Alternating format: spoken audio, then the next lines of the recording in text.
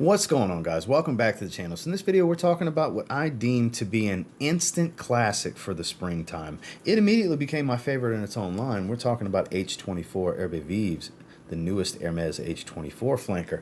It's straightforward, it's simplistic, but I think it smells really good. So let's get into my thoughts on it. Stay tuned.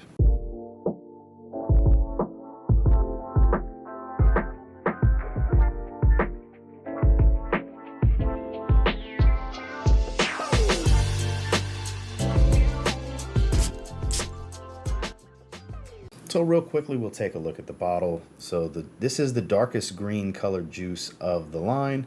Here you see H24 Hermes Vives. Printed on the glass, has that same contour. Fragrance info on the bottom. It is an eau de parfum concentration. This is the 100 milliliter bottle. Same old, clicks into place. Decent cap, really good atomizer. But let's talk about this scent. So when this opens, it's unmistakable. It's an H24 flanker. You get that metallic green smell that H24 EDT and EDP both have.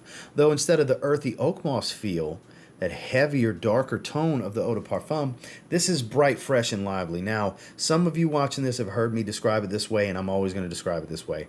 This smells like the stem of different flowers being pulled out of a vase. Name that flower. It doesn't have to be roses, just headless flowers. The green stem. It's got this fresh out the water, woodsy green smell, plus the metallic tone of the DNA. It's that simple to me. It stays like that from start to finish. This is such a simple fragrance, but for the springtime, if you're into the fresh green aromas for the spring, which is like the go-to for me, it screams spring to me. This screams spring to me. This is that. It's everything I loved about the eau de toilette, just greener. The juice color's an indication. It's herbal, but still quite fresh. I don't get much spice here. I don't get near the citrus smell that I got before. It's a little fruity, but not really, because they don't tell you the whole story with this 3-note note breakdown. But it is quite nice. I have to say, it's not going to be for everyone, but if you're a fan of either of the previous two flankers in this line, that makes this one a must try, because if you like that metallic green smell, this is metallic and green through and through. Performance on this for me is above average, not quite a beast. It's been falling in that 7 to 8 hour range in longevity for me, so we can call it the 6 to 8 hour range in longevity. Projection, kind of moderate to slightly moderate heavy for about an hour to an hour and a half. You'd have to spray this one on the heavier side to really fill a room with this one. I mean, it's definitely possible, but it's not a screamer off the skin, but it is very pronounced and pretty dense and strong for as fresh of a fragrance as it is. That it's got a nice dense pop off of the skin early on with projection.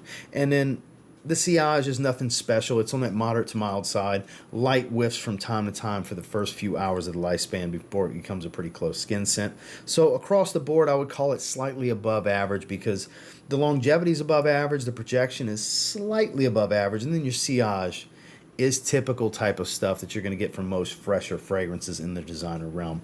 All in all, I would call it an above average performer that really matches the scent profile. Final thoughts on H24 Hermes Vives. This is a great fragrance. I'm a fan. I'm such a fan. It's linear, it's simple, it's actually quite the basic fragrance that stays true to the DNA, but I think it's a great 8.5 out of 10 fragrance. I like what they're doing with this line. I remember back when I first got the eau de toilette, I remember saying, I think I said it in the review, that I can't wait to see where they're going to go with this line, because I think it's an interesting DNA to be able to flanker if they stay true to the DNA, because Hermes is good about that. Think Terre de Hermes. And they've done that so far. They all smell redundant with nuanced changes to make them their own fragrance at the same time. This is highly redundant to the other two, but at the same time not, because they're different personalities. All are great for spring in the daytime. That's the biggest redundancy for them, besides that they're metallic and green. But this one is just so vibrant and fresh compared to even the eau de toilette. This is the greenest of them. Like I said, think flower stems, woody, aquatic green, fresh out the vase of water type of smell. I'm a fan of this one. I'm very much a fan. It immediately became an instant classic for spring for me, and my favorite in the line, H24 Hermes Vives. It's an 8.5 out of 10 for me. Well, that's my thoughts and feelings on Hermes's newest H24 flanker, Hermes Vives. And until next time, do me a real quick favor. Go ahead and like, comment, subscribe, because I do appreciate all the feedback and I love hearing from you guys. What do you guys think about it? Not everybody's going to agree with me. You have to be a fan of H24 to even like this a little bit, because it's clear as day. It's an H24 flanker. It smells like H24. Very redundant. Again, if you have one, you don't need all three. If you have two, you definitely don't need all three. If you have all three, like I do, you're a big fan of this line. I'm a big fan of this line. I can't wait to see what a parfum's going to be, or an elixir, or a eau fraiche, or whatever they choose to do next. An eau intense. Whatever. I'm here for it because I love the DNA. It's unnatural, metallic, synthetic, but it works. Love the H24 DNA. And until next time, I will say if you get your hands on H24 Hermes Vives and you give it a spray now, you might end up thanking me later. Have a good one, guys.